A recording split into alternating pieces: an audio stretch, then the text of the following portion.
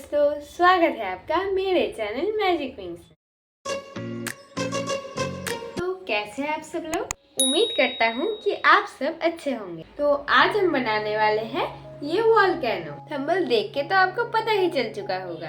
Actually पिछले हफ्ते मुझे ये स्कूल से टास्क मिला था, तो मैंने सोचा कि आपके साथ भी शेयर कर दूं। तो आइए शुरू करते हैं।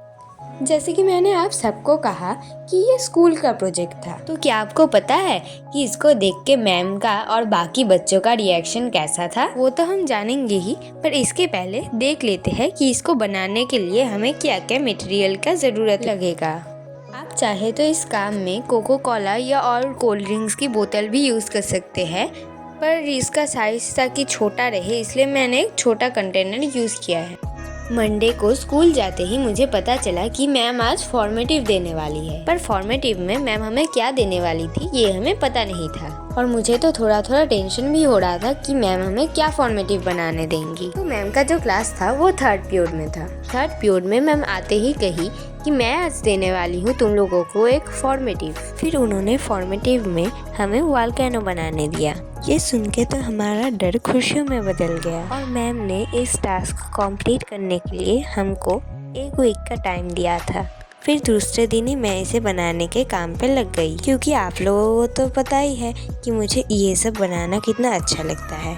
मैंने तो पहले ही सोच लिया था कि मैं इसे साइज में छोटा बनाऊंगी ताकि उसे कैरी करने में कोई दिक्कत ना हो, और अगर मैं छोटा बनाऊंगी तो मटेरियल भी कम यूज़ होगा और देखने में भी बहुत सुंदर लगेगा और मैं उस पर डिटेलिंग भी अच्छी कर पाऊंगी। और आप विश्वास नहीं करोगे कि क्लास में सबसे छोटा वॉल्केनो मेरा ही था। तो मैम हमें फॉर्मेटिव दे के जाने के बाद हम सब डिस्कस करने लगते हैं कि कैसा बनाया जाए। पहले मैंने सोचा था जो माउंटेन का बॉडी है वो मैं प्लास्टर ऑफ पेरिस से बनाऊं, पर उससे जो होता है क्राफ्ट बहुत भारी हो जाता है और कहीं ले जाने में भी बहुत दिक्कतें आती है। फिर मैंने ये प्लान कैंसिल कर दिया और पेपर से बनाना स्टार्ट किया, क्योंकि पेपर बहुत लाइट वेट होता है। मेरे फ्रेंड तो ये सुन के सोचने लग गए कि मैं पेपर से कैसे बनाऊंगी, क्योंकि वो सब प्लास्टर ऑफ पेरिस से बनाने वाले थे और ऊपर से मैं ये कम बजट में बनाने की कोशिश कर रही थी। पर ये बनाते बनाते मेरे हाथ में थोड़ा चोट लग गया, जो कैंची से मेरे थंब थोड़ा कट गया था और उसमें से थोड़ा खून भी निकल रहा था। पर मैंने क्राफ्ट को आधे रास्ते में नहीं छोड़ के उसे कंप्लीट किया और यहाँ पे मैंने मास्किंग टेप का यूज़ किया है और मैंने इस क्राफ्ट पे अपना बेस देने की कोशिश की है, क्योंकि नंबर भी तो पाना है। इसे बनाने में मुझे करीब 3 घंटे का समय लगा। पर अगर आप इस क्राफ्ट को बनाने में पेपर का यूज़ ना करके प्लास्टर ऑफ पेरिस का यूज़ करते हैं तो आपको 3 से 4 दिन सुखाने में ही लग जाएंगे और आप जब इसे कलर करेंगे तो इसका कलर बहुत ही डल दिखेगा और आपको इसके कलर को डार्क करने के लिए 3 से 4 कोट अप्लाई करना पड़ेगा। पर अप्लाई करने के लिए इसको अच्छे से सुखा लेना भी ज़रूरी है, इसलिए इस झंझट से बचने के लिए मैंने पेपर से ही सारा क्राफ्ट किया। और मेरे दोनों friend he plaster of Paris से ही सारा काम किए थे और उनका क्राफ्ट बनाते बनाते सूखते सूखते बहुत टाइम लगा था। और ये सब बनाते बनाते मेरे एक फ्रेंड के साथ तो एक हादसा भी हो गया था। क्या हुआ था, मैम ने जिस दिन कहा था कि वो आज सबका फॉर्मेटिव देखेंगी, उस दिन मेरा फ्रेंड क्राफ्ट लेके ही नहीं आया था, क्योंकि उसका जो क्राफ्ट था वो कार्डबोर्ड के शीट से उखड़ गया था। और उसकी ये बात सुन के मेरी तो हंसी छूट गई, क्योंकि मैंने उसे वार्न किया था। तो ये वॉल्केनो के ऊपर जो पेपर रब करना होता है उसमें व्हाइट ग्लू सबसे अच्छा ऑप्शन है, क्योंकि उसका जो स्टिकीनेस है वो ज़्यादा होता है। तो चलिए फिर से कहानी में वापस आते हैं। हाँ, तो मैंने उस दोस्त को पहले ही वार्न कर दिया था कि इससे मत बनाओ, क्योंकि प्लास्टर ऑफ पेरिस से अगर तुम बनाओगे तो क्रैक आने का चांस बहुत ज़्यादा होता है। और मैंने पहले ही बहुत बार प्लास्टर ऑफ पेरिस का यूज़ कर रखा था, इसलिए मुझे इसके बारे में बहुत कुछ पता था। पर कौन सुने किसकी बात, उसने मेरी बात नहीं सुनी और नतीजे में उसके साथ ये हो गया। पर जो भी हुआ उसके साथ बहुत ही बुरा हुआ। पर मैम ने रहम खा के और एक दिन डेट दे दिया फॉर्मेटिव चेक करने का, क्योंकि उसके साथ क्लास के और कुछ बच्चे भी प्रोजेक्ट लाना भूल गए थे, तो उनका काम भी बन गया था। देखिए, बात करते करते मेरा वॉल्केनो कितना रेडी हो गया है। तो चलो अब इसे हम कलर कर लेते हैं। मेरे पास ये कैमल्स के वाटर कलर ही अवेलेबल थे, तो मैंने इससे ही पूरा क्राफ्ट को कलर कर दिया।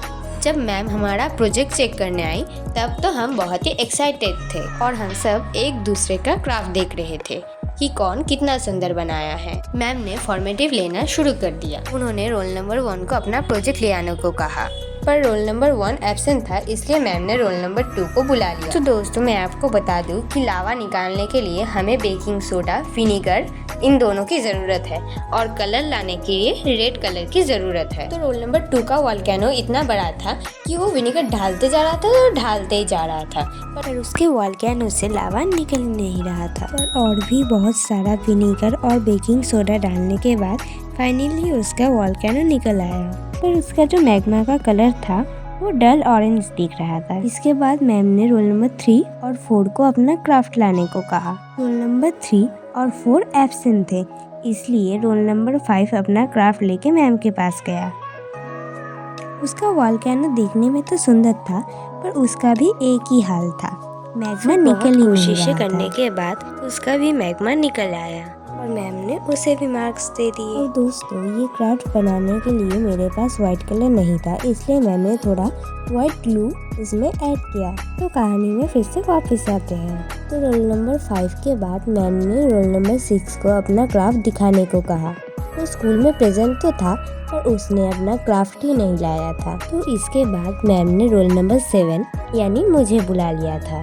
और वॉल्केनो से मैग्मा निकालने के लिए मैम सबको बोल रही थी कि पहले बेकिंग सोडा देने को, फिर विनेगर देने को। पर मेरा वॉल्केनो छोटा था, इसलिए मैंने क्या किया, पहले विनेगर दे दिया और उसके बाद ऊपर से धीरे धीरे बेकिंग सोडा देने लगा। इससे जो हुआ, मेरा लावा धीरे धीरे बढ़ता जा रहा था, तो बढ़ता ही जा रहा था और वो दिखने में बहुत सुंदर और सेटिस्फाइंग दिख रहा था। और क्लास में सबसे पहले मेरा वॉल्केनो से ही सबसे ज़्यादा लावा निकला था। और वॉल्केनो का मैग्मा देखने में और भी सुंदर लग रहा था, क्योंकि ये बहुत ही गाढ़ा रेड कलर का था।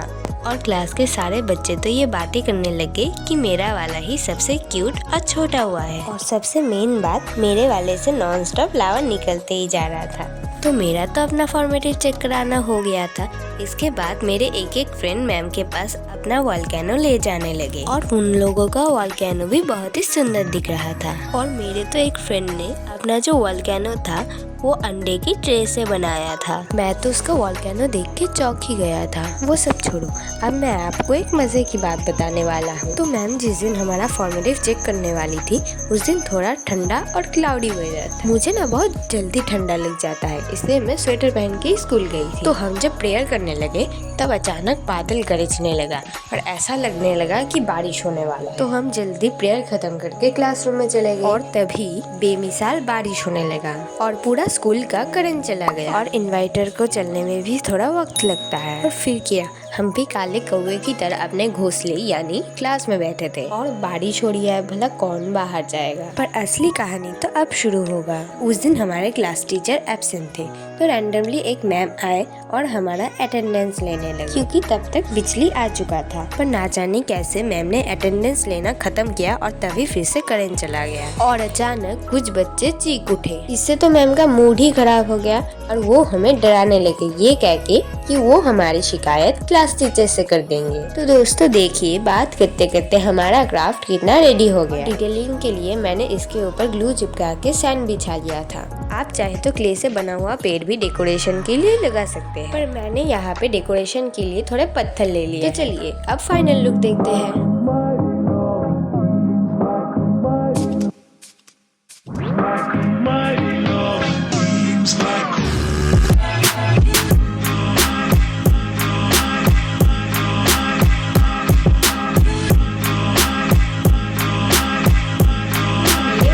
से जब लावा निकला तो सब वाव करके चीख उठे, क्योंकि मेरे लावा का कलर सबसे डार्क था और वो गिरे जा रहा था तो गिर ही जा रहा था। तो ये आप बना सकते हो आपके स्कूल के प्रोजेक्ट के लिए या फिर डेकोरेशन के लिए। तो दोस्तों मेरे चैनल पे और भी क्ले आर्ट्स के वीडियो आने वाले हैं, तो बने रहने के लिए सब्सक्राइब कीजिए। आज का वीडियो आपको कैसे लगा वो कमेंट में ज़रूर बताइएगा और एक लाइक कर दीजिएगा और चैनल को सब्सक्राइब कर दीजिएगा।